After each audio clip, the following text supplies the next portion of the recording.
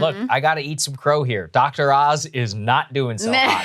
In that, I thought he'd be great. I'll be honest with you. I thought he was good on TV. Honestly, I did too. Yeah. I'm actually a little surprised by how poor he's been so far. It's still early. My man Oz is just terrible. So far, Fetterman, despite the fact that recent reporting shows that he can't even properly speak and may never even get that skill back, is destroying him whenever it comes to painting him as an outsider, which, to be fair, he has a mansion in New Jersey, and he's got a more recent ad, which is slamming Dr. Oz, has gone extraordinarily viral, resonating in the state, painting Oz as an outsider who doesn't even belong in Pennsylvania. Let's take a listen.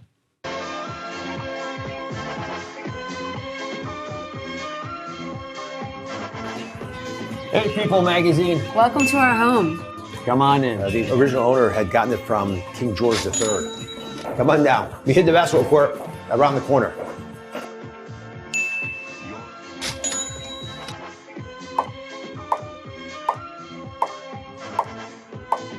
People in Pennsylvania tell me they can't go on vacation this summer. Folks you mentioned are going off to these beautiful houses, second and third houses they've got hanging out. But that's not what's going on with many people in Pennsylvania.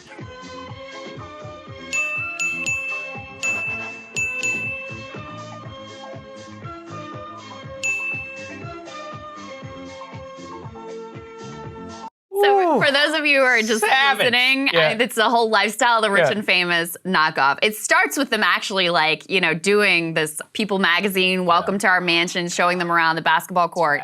And then it lists all of the properties that he owns and shows some of them. He owns 9 different mansions around the world. And the kicker there at the end, they say, number 9, he finally bought a house in Pennsylvania. And what's crazy is, I don't know what the hell Dr. Oz is doing. Put this up there on the screen. He's had no television ads since he actually won the primary. He's completely dark. Fetterman is destroying him on the airwaves, pointing himself out as an outsider. And Oz doesn't have any affirmative political vision. I mean, he was actually, frankly, he was doing better on the campaign trail, going after David McCormick and really running against Biden. And he hasn't been on the air since May 21st, even though John Fetterman is destroying him day after day after day as a carpetbagger from New Jersey. That's not what the expectation on Oz was whatsoever. On the one hand, he's worth hundreds of millions of dollars, so he personally has the money in order to do anything that he would need to go up on the air. But 2, he's got a big bank account, a big war chest. His issue right now is that Pennsylvania GOP voters don't trust him after a brutal campaign. To the extent that people went with him, it was really only because Trump really dragged him across the finish line. He should have been up the day after, both targeting the GOP because his unfavorables are so high, and 2, going after John Fetterman. I mean, it's crazy that John Fetterman is beating him right now, literally from his hospital. Like, Fetterman has not been on the campaign trail for 2 months since he suffered a stroke. As I said, reporting indicates it was way more serious than Fetterman ever let on. He finally told everybody the truth after the doctors openly were like, yeah, this wasn't some mild stroke. And the campaign videos that have come out recently show him have lost an extraordinary amount of weight from his own personal health. There's reporting, like I said, that indicate he may never fully retain his ability to speak, and yet Oz is losing outside the margin of error in the head-to-head polls against Fetterman. It's a disaster what's happening to him. The latest poll, USA Today Suffolk, has Fetterman up by 9. Yeah, I mean, that's crazy. What's remarkable, too, is that this shows you how, a lot of times policy doesn't matter whether we would like it to or not. In the gubernatorial race, where you have, Shapiro, who is a well-known figure in the state on the Democratic side. He's done a few good things. There's nothing objectionable really about him. And then you have Mastriano, who is was there on January. I mean, this guy was intimately involved in the January 6th election insanity. He's completely extreme on abortion. I mean, he has these views that are very much out of step with the mainstream politics. That race is closer than actually Fetterman and Oz, which is really interesting and a testament, I think, to what a smart campaign John Fetterman is running. Frankly, this is the type of thing that Republicans normally do well, where they're like, you know what? we understand our economic policy in particular is really unpopular, so we're not going to talk about that. We're going to use cultural touchstones and vibes to show you that we are the ones that get your concerns, and we are the ones who are going to fight for you and that you can relate to.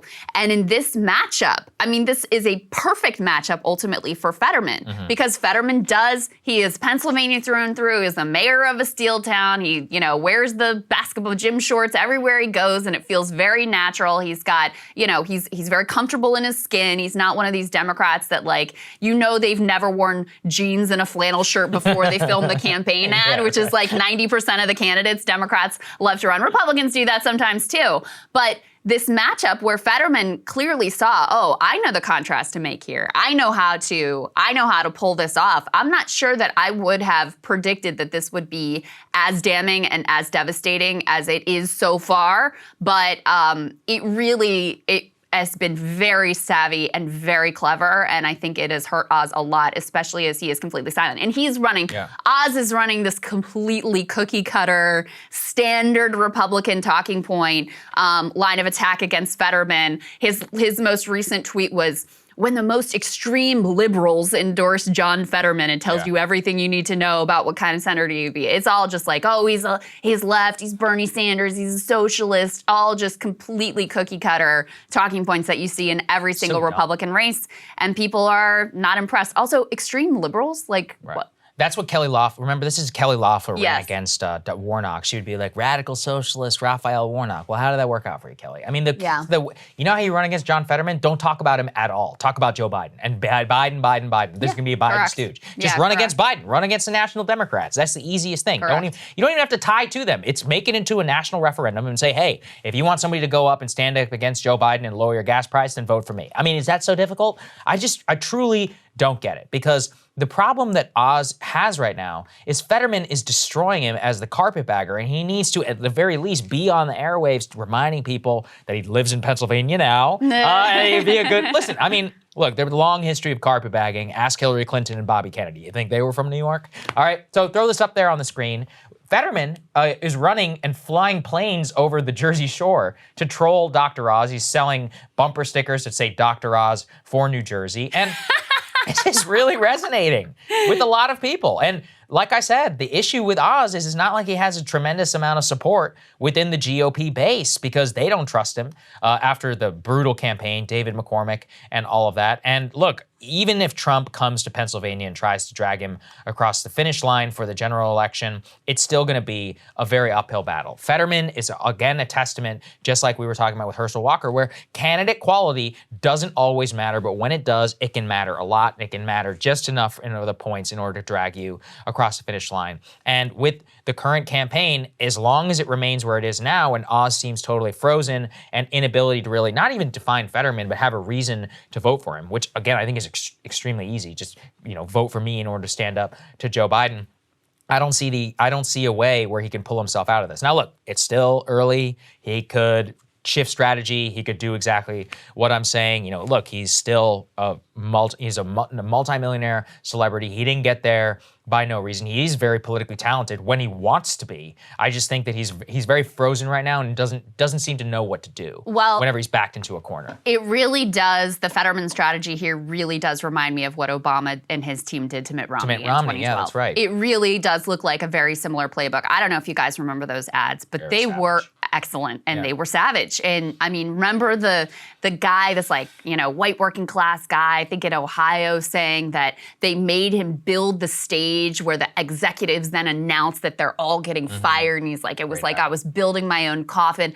They went up on the air early. And that actually goes against a lot of sort of conventional wisdom in politics, is you wait till the end and then you dump millions of dollars of ads on the airwaves, because that's when voters are finally paying attention. Well, the Obama team said, no, we are going to define Mitt Romney early before they have a chance to define themselves. And we are going to paint him as this cartoonishly villainous, Monopoly man character, rapacious capitalist private equity ghoul. And it was very effective. And I mean, he's really never overcome that image of himself that was very carefully crafted by the Obama team. And the reason that it landed and it worked is because there was some there, and because Mitt Romney is this very awkward character anyway, and he would say weird things, you know, the trees are the right height and all this sort of stuff, where you're like, you're not a real normal human being, are you?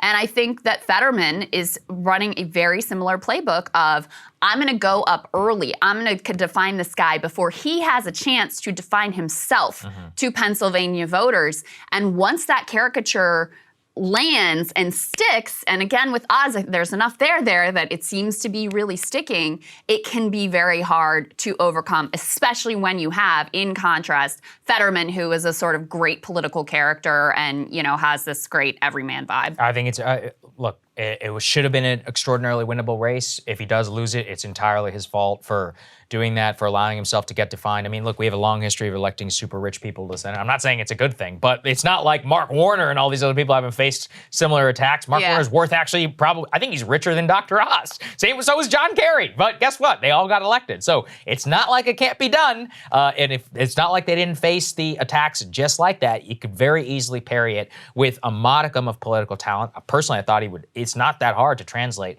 from the screen in the modern era, but he's flailing. He clearly is out of his depth. If I had to guess, I don't think he's used to being attacked. I think that a lot of these people are so used to being in the public spotlight.